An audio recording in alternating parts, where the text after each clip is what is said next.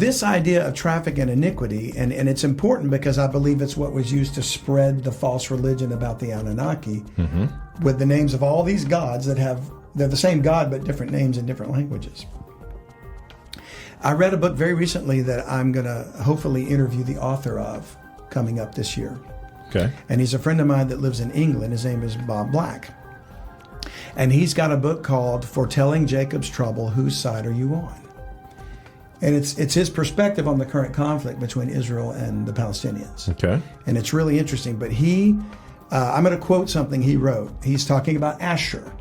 So remember, Ashur went forth out of the land of Shinar and built the Assyrian Empire. So he says, Bob writes, Ashur brought with him the same idolatrous and violent course of the world that Satan had established at Babel through Nimrod.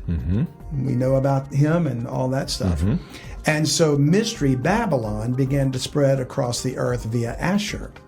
He was depicted as the supreme national god of the ancient Assyrians, a war god, whose symbol was an archer within a winged disc, which is interesting because that's also probably a picture of UFO technology. Yeah.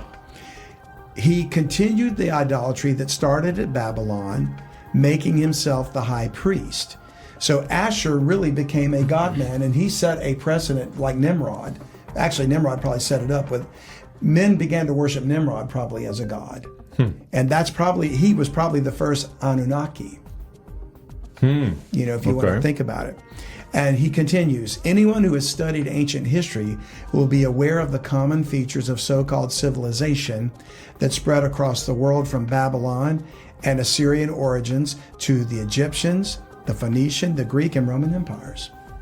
They each had rulers who claimed to be appointed by a chief god to rule over men, requiring subjects to worship a range of gods through images and to acknowledge them as God incarnate. And he goes on to explain how the trafficking of iniquity was done through humans as well.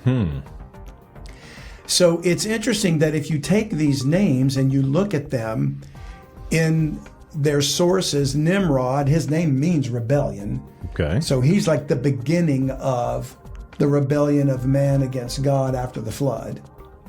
And I think that the whole point, he established Babylon.